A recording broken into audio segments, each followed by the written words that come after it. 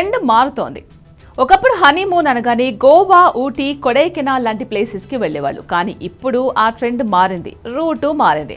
Flight లెక్కే ఓపిక లేదనుకున్నారో లేక బస్ ఎక్కే తీరిక లేదనుకున్నారో ఏకంగా ఒక కొత్త జంట కదిలే రైలునే హనీమూన్ సూట్లా మార్చేశారు. ప్రస్తుతం ఈ వీడియో సోషల్ మీడియాలో తెగ వైరల్ అవుతోంది. కొత్తగా పెళ్లైన ఒక జంట కోసం ఫస్ట్ ఏసీ కూపేను ఒక రేంజ్లో అలంకరించారు.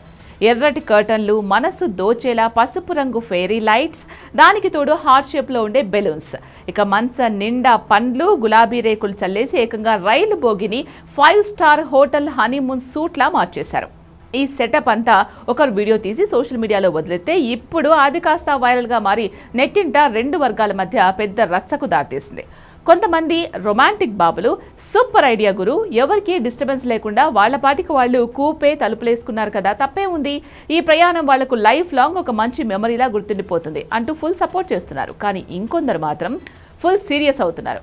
పబ్లిక్ ట్రాన్స్పోర్ట్ను పర్సనల్ బెడ్రూమ్లా వాడేస్తారా? ఆ ఫెయిరీ లైట్లు, ఎక్స్ట్రా క్లాత్స్ పెడితే షార్ట్ సర్క్యూట్ అయి ఏ ఫైర్ యాక్సిడెంట్ అయినా జరిగితే ఎవరిది బాధ్యత? ఎంజాయ్ చేయడం అయిపోయాక ఆ బెలూన్లు, పూల చెత్త అంతా ఎవరు క్లీన్ చేస్తారు అని ఫైర్ అవుతున్నారు.